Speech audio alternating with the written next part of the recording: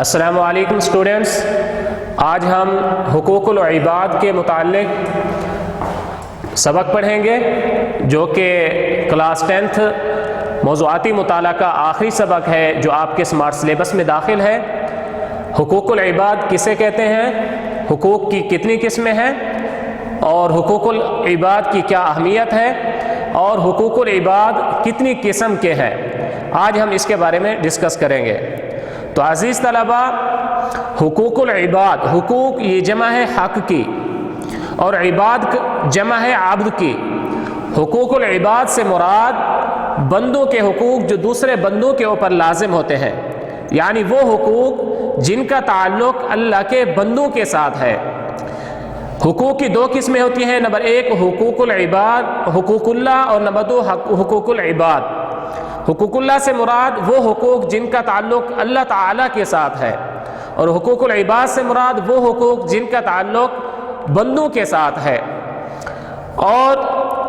ان دونوں حقوق میں سے دونوں ہی حقوق اہم ہیں، لیکن حقوق العباد اس حیثیت سے کہ حقوق العباد جب تک کہ جس بندے کا حق آپ نے دینا ہے وہ بندہ اس حق کو معاف نہیں کرے گا تب تک وہ حق معاف نہیں ہوگا، لیکن جو حقوق اللہ ہے اگر اللہ تعالیٰ اپنا حق کسی کو معاف کرنا چاہے تو وہ معاف کر سکتا ہے۔ عزیز طلبہ، جناب نبی کریم صلی اللہ علیہ وسلم کی سیرت طیبہ اور ارشادات گرامی نے انسانی زندگی اور عزت و نافوس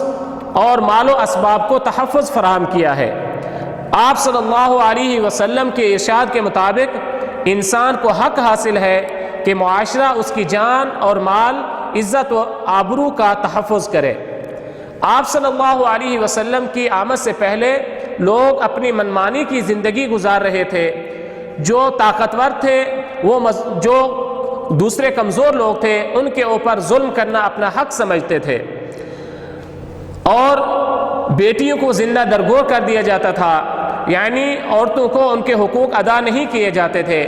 اسی طرح یتیموں کو ان کا حق نہیں دیا جاتا تھا،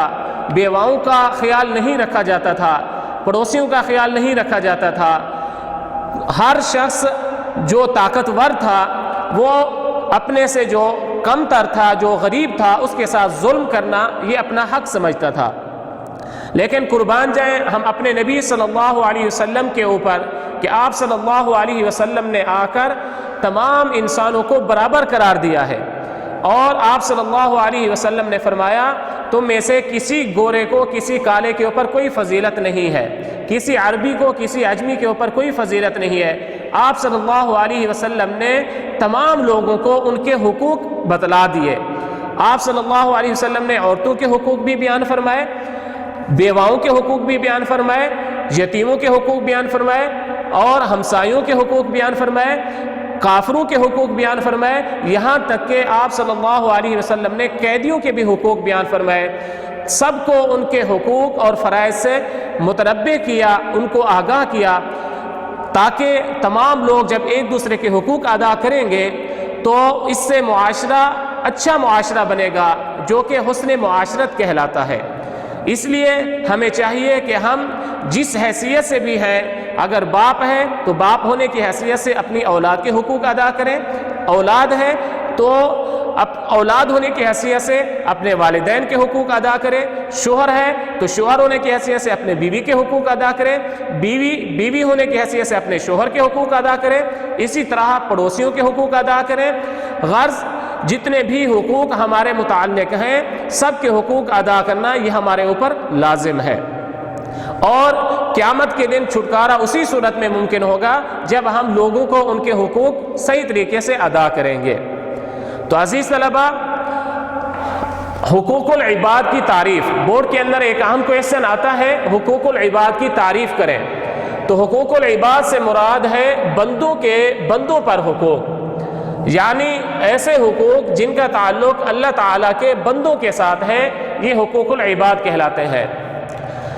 دوسرا سوال جو اس سبق کے متعلق بورڈ کے اندر آتا ہے وہ یہ ہے کہ حقوق العباد میں کون کون سے حقوق شامل ہیں،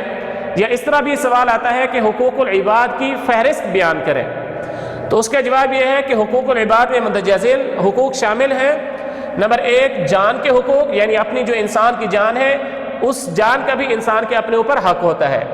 والدین کے حقوق، ملازموں کے حقوق، ہمسائے کے حقوق، بیماروں کے حقوق، خواتین کے حقوق، رشتہ داروں کے حقوق، حتیٰ کہ قیدیوں کے حقوق بھی آپ صلی اللہ علیہ وسلم نے بیان فرما دیے ہیں۔ تو عزیز طلبہ، یہ تھا آج کا سبق، حقوق العباد کی حقوق کی قسمیں، کہ حقوق کی 2 قسمیں ہیں، حقوق اللہ اور حقوق العباد، اور حقوق العباد کی اہمیت اور حقوق العباد کی تعریف اور حقوق العباد کے اندر کون کون سے حقوق شامل ہیں۔ تو یہ آج کا سبق تھا، والسلام۔